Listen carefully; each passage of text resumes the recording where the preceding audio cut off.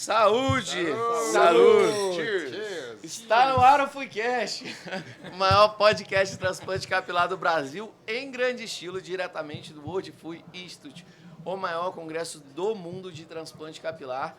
E agora temos a honra de entrevistar ele. Que honra, hein? Um dos maiores nomes do mundo de transplante capilar que a gente acompanha tem muito tempo, o Dr. Lu Panzula. Que honra ter você aqui conosco. Seja muito bem-vindo. E saúde. Saúde. Saúde. Saúde. So, thank you guys for inviting me to be with you here. It's a great honor for me. For us too. Thanks a lot for participating actively in this meeting by doing the FUE cast. Well, I'm happy to be with you, so I'm very ready to share with you The whatever last you want. interview today with white wine and a lot of things to ask you. And congratulations, Dr. Lu Panzula, for the WFE event. And first, Mauricio is gonna ask you Some questions. Some questions. I'd like to start. Vou falar em português, que eu acho melhor para o pessoal da audiência. Gostaria de começar te parabenizando, porque tá assim, o nível hoje de discussão aqui no evento foi simplesmente sensacional. E uma coisa que me chamou bastante atenção foi acho que foi o penúltimo painel, a sessão geral que a gente estava falando sobre uma discussão de altíssimo nível sobre manejo de área doadora e mega sessões. Que a gente vê, eu até conversei com você sobre isso nos bastidores, é algo bem polêmico, mas que eu acho que cabe trazer esse assunto para todos que querem trabalhar com transplante capilar.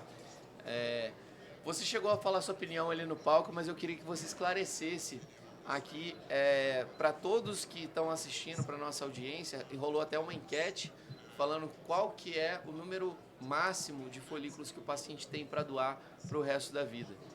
Qual que foi a discussão que a gente teve ali dentro? Se você quiser trazer esse painel para aqui para dentro do podcast, para a gente poder abordar.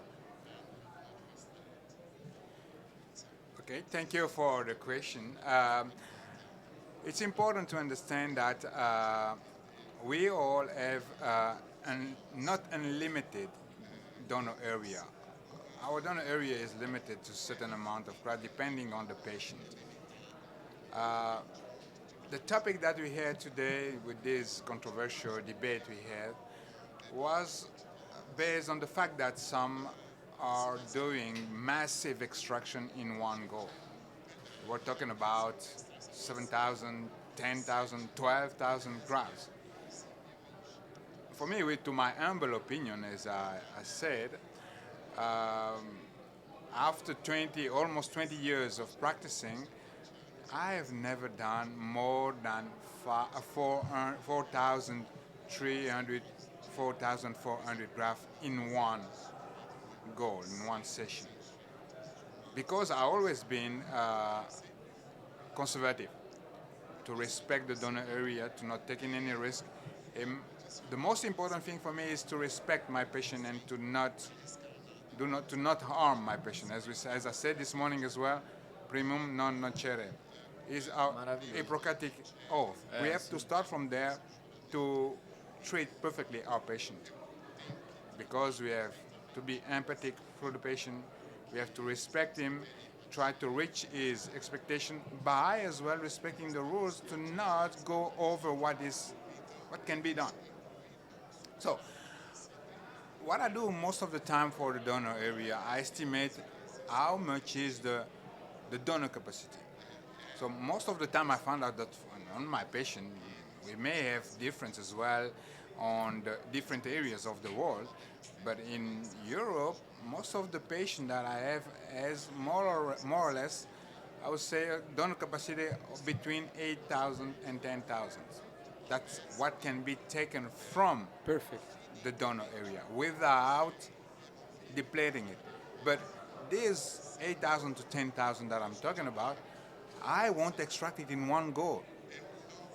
Let's say that we have a patient who's a Norwood 6 or Norwood 7, and he needs 7,000, 8,000 grafts.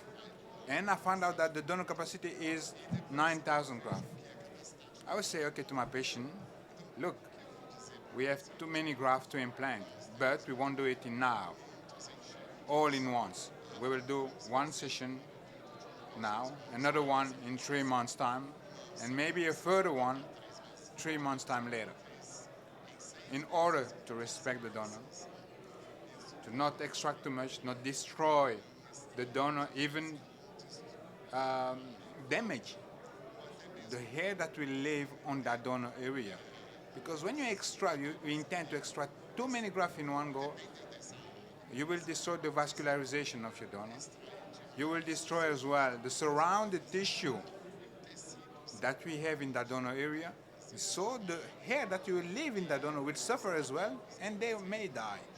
So you will, let's say you do a surgery of 6,000, you extract it, but at the end of the day, it becomes like you have extracted 8,000 because the rest of hair, some died as well because there were no enough vascular supply.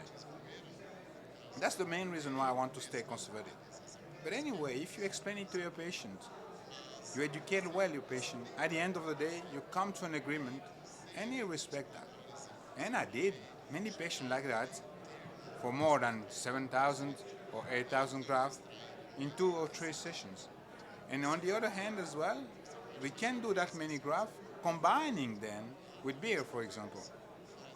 If a patient needs, let's say, 10,000 grafts, 9,000 grafts, but I don't have the donor capacity, enough donor capacity, we can combine beard and hair on the first session to reach the maximum. So we cover the maximum.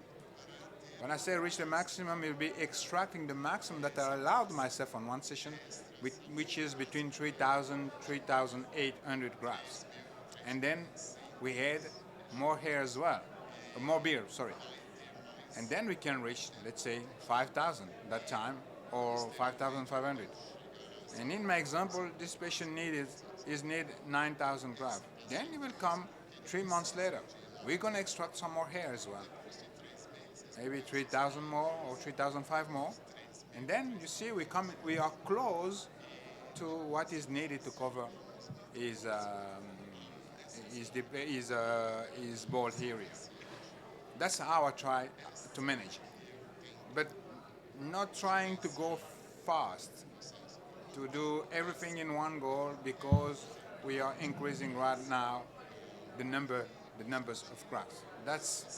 I think that we are doing wrong that way.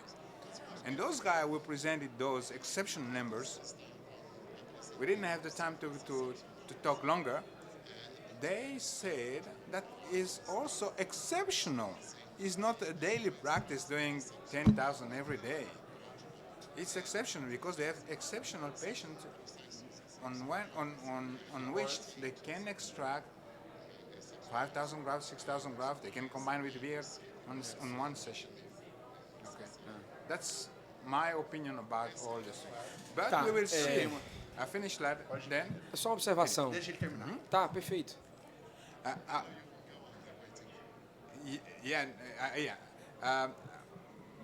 On the other hand, what I wanted to say is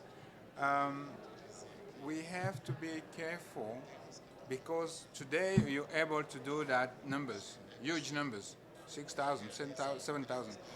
But what will be the results in 1 year time? Amazing result on the recipient area. But how about the donor? As I said also this morning, FUE, hair transplant, is a balance between the donor area and the recipient area. It's not destroying the donor area to fill the recipient area. Then it's like you're moving the problem. Yes. That's not the thing. Thank you. Transfer the baldness. No? Transfer the baldness, exactly. Eu costumo explicar para o paciente que a área doadora é como se fosse uma poupança, como se fosse um investimento, e que ele não pode mais fazer nenhum aporte. Ali ele ficou invalidado e ele não tem mais como depositar mais um centavo lá naquela poupança. E agora, aquilo é tudo que ele tem para viver o resto da vida. Então, digamos que ele tem 100 mil dólares, né? E na primeira oportunidade ele vai lá numa concessionária e adquire um carro de 90 mil dólares. Puxa vida, como é que ele vai fazer para sobreviver o resto da sua vida com 10 mil dólares? É muito difícil. Então, pensando num paciente jovem, né, e que tem uma capacidade de doação média de 10 mil unidades foliculares e que você saca 8 mil unidades foliculares aos seus 22, 23 anos de idade, o que é que a gente vai fazer com essas rampas laterais que vão descer, essa coroa que vai baixar para o futuro, seus 30, 40, 50, 60 anos? Será que seria uma sentença, né, de que ele poderia ficar calvo ali naquelas regiões por o resto da vida? É claro que isso é um tema controverso, mas o que eu queria entender também do Lupanzula eu já entendi sua visão e sua filosofia do ponto de vista técnico, da primeira, da segunda, da terceira sessão. Mas uma questão muito importante é sobre o ponto de vista comercial. Como é que você aborda esse paciente para torná-lo ciente e aceitar que para que você dê sua entrega total, ele tem que passar, por exemplo, um intervalo de 6 a 8 meses por 3 cirurgias. Como seria essa sua negociação com o seu paciente? Agora eu estou falando comercialmente, não mais tecnicamente.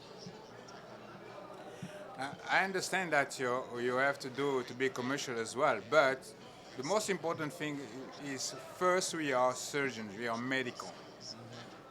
Money comes after. So your patient who's in a rush, he wants more hair now, is not ready for me. You will be, as a professional surgeon, you will be more quiet. You will have less problem with patient if you work with patient who understand your philosophy, your approach. If you just accept because the patient wanted the hair like this, then you're gonna go in troubles every time, all the time. Believe me. So we can take another example. A patient who's 28 years old. He is a Norwood tree. And then he come to you and he say, look, I've seen my friend who did the surgery somewhere else. He was exactly the same like me. What would you like to do? What do you suggest to me? Okay, you look, Norwood tree, okay, most of the time it will be more or less, let's give a number, 2,000, 2,400 grams. Okay. And then he said, but no. When you look at the pictures of my friend, but they did 3,500. So, will you accept to do 3,500? On your side, commercially thinking, you will gain more money if you were paid per graft, you know. But ethically, as a doctor, you said, no, you don't need that 3,500. I don't know who did the surgery on your friend.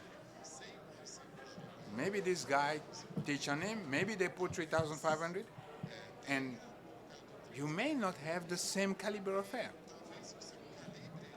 They may not need that much density on the recipient area. So all these factors need to be put together to give the best assessment to each patient, because one patient is not another one, except for perfect twins. Perfeito. Então, só para concluir esse bloco e esse raciocínio, nós temos por hábito, nós três, de não citar, né, essa questão muito pouco nas redes sociais e também muito pouco levar em consideração isso nas discussões com o paciente sobre número de unidades foliculares. A gente entende que existe um mercado muito aguerrido, muito forte, discutindo números muitas vezes irreais, e muitas vezes, inclusive, nem reais, mas não tão verdadeiros assim. Então, a gente tem por hábito, né, entregar e falar sobre a entrega de resultado e de qualidade de resultado, mas não numericamente. Porque, no final das contas, o nosso entendimento não interessa ali se foi 2, se foi 3, 4, 5 ou 6. O que interessa é que ficou bom e que o paciente ficou satisfeito. Então, acho que talvez evitar citar números seja uma possível solução para esse problema. Eu acho que isso fora do ambiente técnico, tá? Entre nós que estamos aqui discutindo com o público para o nosso podcast, que são pessoas interessadas em transplante, eu acho que não chega a fazer nenhum sentido. Igual, eu sei que fora do Brasil é comum a precificação da cirurgia ser por unidade folicular. Mas, por exemplo, aqui a gente não cobra, eu não cobro nenhum real a mais uma cirurgia. Se eu for fazer, por exemplo, uma cirurgia de 2, 3, 4 mil unidades, do que uma cirurgia de 1.000 unidades. Então, o que o paciente às vezes vem questionando é: doutor, quanto você acha que vai colocar? Eu falei assim: o quanto eu precisar para ficar bom o seu resultado. Quando você vai fazer uma lipoaspiração, você pergunta quantos ml de gordura você vai tirar, o médico não te fala isso. Por quê? Porque não faz sentido para quem não é técnico naquilo, saber se você vai tirar 1,1 kg e 1,3 kg da direita para a esquerda. Então, se no final o corpo ficou feio, nada interessa. Exatamente. Ou então, se ficou bonito, também tá não interessa valendo. se for 1 kg, se foi 5. Então, eu acho que o médico que faz transplante, ele tem que correr dessas armadilhas, porque não faz tanto sentido. Agora, quando a gente olha para o lado técnico, tem uma coisa que até me deixa bastante preocupado. Para mim, eu falo que são os casos mais difíceis, são pacientes Norwood 3 e pacientes jovens Norwood 3. Por quê? Porque é um paciente que, eu brinco que parece um poço de folículo, porque ele já tem uma altíssima densidade aqui atrás, que você sabe, dependendo do histórico, que ele vai evoluir para um paciente, um Norwood 5, 6, que naquele momento, ele com 32, 36 anos, ele está no limbo entre eu preciso tratar, mas eu quero muito cabelo, porque eu estou também numa fase que eu estou muito bem. Então, é um paciente que, se você for fazer uma altíssima densidade, vai fácil 3.500 unidades ali, dependendo das entradas dele. Então, eu brinco, né, que às vezes eu opto bastante, dependendo de como que está a tricoscopia desse paciente, por começar um tratamento e não operá-lo, porque senão daqui a uns 3, 4, 5 anos ele vai voltar igual o Ronaldinho. Ronaldo, para você, é um jogador famoso no Brasil que na Copa ele usou um penteado que ficava com o cabelo só na frente. E eu falo com o paciente, falo: olha, você quer voltar ao Ronaldinho daqui a 3 anos? Eu falo assim: como assim, doutor? Eu falo: olha, seu cabelo transplantado ele não vai atrofiar na mesma velocidade que os outros fios. Então a gente tem que tomar cuidado, porque senão você vai voltar assim. Não posso assim: Deus me livre, voltar assim. Eu falo: então vamos começar a tratar, que é mais importante do que fazer, às vezes, um transplante agora. Tendo uma boa resposta, aí a gente pode pensar nisso no futuro próximo. É isso. Eu queria fazer uma pergunta com base na tua função hoje. O Dr. Lupanzula é presidente do World FUI e ele, claro, trouxe o congresso para o Brasil. E eu queria saber quais os grandes desafios do World FUI e qual esses grandes desafios e por que você, como um dos fundadores, né, ao lado de outros grandes nomes, pegou essa função. E eu falo que isso é louvável, porque não é fácil você trabalhar, ter tua família e ainda ter à frente de uma presidência de uma organização a nível mundial. Quais os grandes desafios do transplante capilar no mundo e da World FUI atualmente? Yeah, I understand the question. Thank you for that question. But you know, our life is already a challenge. We've been doing that for 20 years. For managing the family and work, now it's become kind of routine. Thanks God, my wife is working with me, so we can manage it easily. But I accept this function because I found out when we decided to create this society 10 years ago, 9 years ago exactly, we were 10 of us, so we said, we are fed up of seeing those people, because what you're seeing now is not new. Mm-hmm. Maybe it was a little bit less, but it improved, it became more and more, but we had already people who were not well trained and claiming that they were doing good job. So we said, no, we have to create a society where we can share our knowledge, our experience to new people, even to share it among us. Some tips, I may have some tips that I learned today, for example. Yeah. You know, but sharing that way is improving our daily practice, you know. So when we create that, so we have groups, each one of us has his own function. But now it came to my turn, and so I handle it with the aim to improve better communication with our colleagues as well, and with the aim to improve as well FUE around the world, because I've been a member of the ISHRS, but I found out that the ISHRS is mostly with people who have been doing FUT. But nowadays, FUE became more common since, I would say, 2010, 2011, and then we increased more and more. Since 2010, 2011, I'm doing more FUE than FUT. FUT now is doing like 1% of my time, of my patient is FUT, but it's exceptional cases. So the goal is to say, guys, we are moving the function from one to another, treasurer, secretary. But as a president, this is why I'm trying to say, guys, let's go, move on again. After Alex Schweiko was the previous the former president, who did very well. So I said, I need to place myself to this challenge and take it and move on and go higher and higher. That's the challenge that we have to do. Going higher and higher, that means having more members who feel comfortable to the philosophy of the WFI, sharing, learning, teaching. So that's the thing.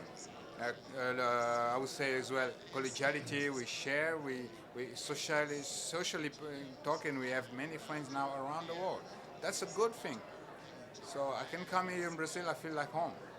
I will go to Thailand, the same thing, you know. You're welcome. Mas essa filosofia de vocês, eu falo que ela multiplica, porque quando eu fui pela primeira vez, que fui no congresso lá de Istambul, eu me senti em casa e eu não conhecia absolutamente ninguém. Eu fui na cara e na coragem, sem nunca ter visto, na verdade eu estudei sobre a vida de todo mundo antes de ir, né, para saber quem eram as pessoas de lá de fato, qual era a história, o background de cada um. Eu acho muito chato você chegar num lugar que você não conhece ninguém, e quanto mais não respeita a história de ninguém. O aproveitamento é menor, né? O aproveitamento é menor. Então, eu já cheguei lá, eu sabia quem estava sentado na mesa comigo, qual que era o nível daquela pessoa ali, intelectual, dentro da história do transplante. Então, isso me fez, primeiro, trazer isso de vocês. Eu falo que eu fiquei encantado lá com essa filosofia de divulgar, de trazer mais pessoas para esse movimento que é um transplante, não é um transplante capilar, é um transplante capilar de excelência, de alto padrão que eu falo, que é entregar o máximo de técnica com ética e naturalidade, né, que vocês falam bastante. Então eu acho isso extremamente importante, foi até um dos nossos pilares aí, é o que hoje move a gente. Então eu acho importantíssimo, ó, que princesa, a filha do Russo tá ali do lado de fora dando tchau pra gente. Bonequinha. Né? Então é isso que eu acho que é importante vocês pegarem de todas essas nossas mensagens aqui, né? Amanhã... Eu não queria deixar de ir, a gente encerrar esse bloco, sem fazer uma pergunta que a gente fez para boa parte dos participantes que estiveram aqui. E você, que é o presidente, eu acho que ninguém melhor que a gente ouvir de você a sua visão sobre as próximas tendências do mercado do FUE, o que é que você acha que vai acontecer? Vamos falar assim, não vamos falar tão na frente não, vamos falar pelos próximos 5 anos. Quais seriam as principais mudanças, olhando aí os últimos 5 anos, o que aconteceu de lá para cá, e agora olhando para frente, os próximos 5 anos, o que é que você acha, né, que está prestes aí a mudar, a melhorar? Vamos falar só de coisas boas agora no transplante capilar. O piorar a gente já sabe que lamentavelmente tem muito a acontecer, mas o que é que você acha que vai avançar para melhor nos próximos 5 anos? Yeah, it's a good question, but I'm sorry, but I don't have the crystal ball. But anyway, I'm scared. On some point, I'm scared about how things are going to this fashion, pushing, extracting more and more. That's one thing. On the other hand, you have these competitions of fake, or I would say non-surgeon clinics existing all around the world, coming for a certain area of the world, and then they're spreading it all over the world progressively.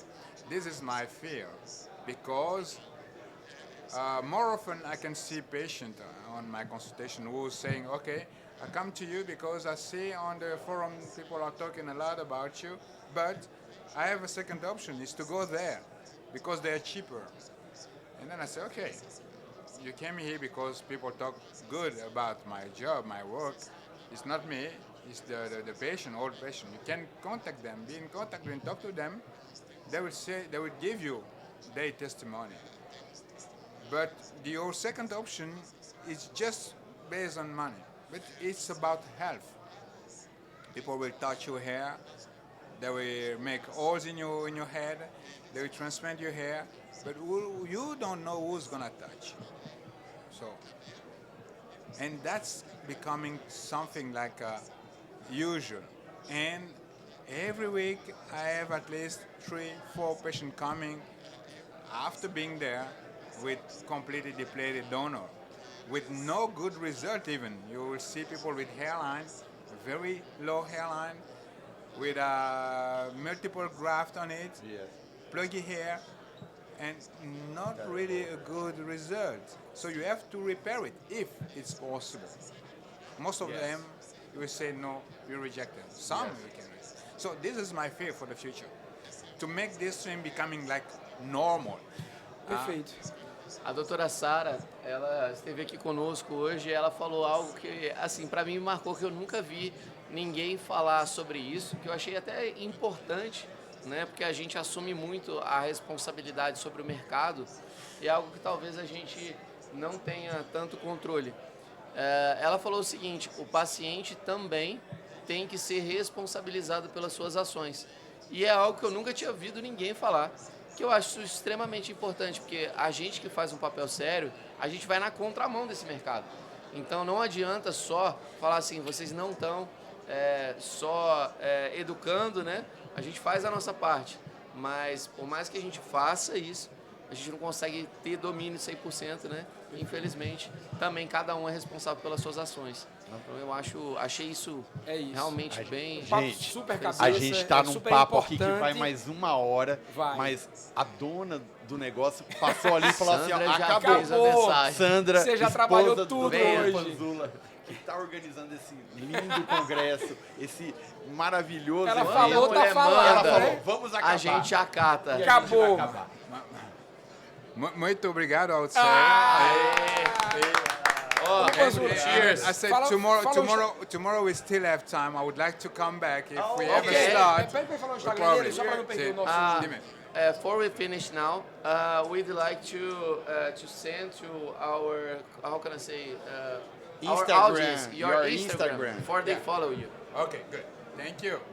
Muito Okay. obrigado. Thank you. Obrigado, a gente coloca aqui na edição. Coloca aqui, pessoal, Obrigado. sem Muito problema. obrigado. Vamos fazer uma foto? Just Só one foto. picture and Obrigado, finish pessoal. at all.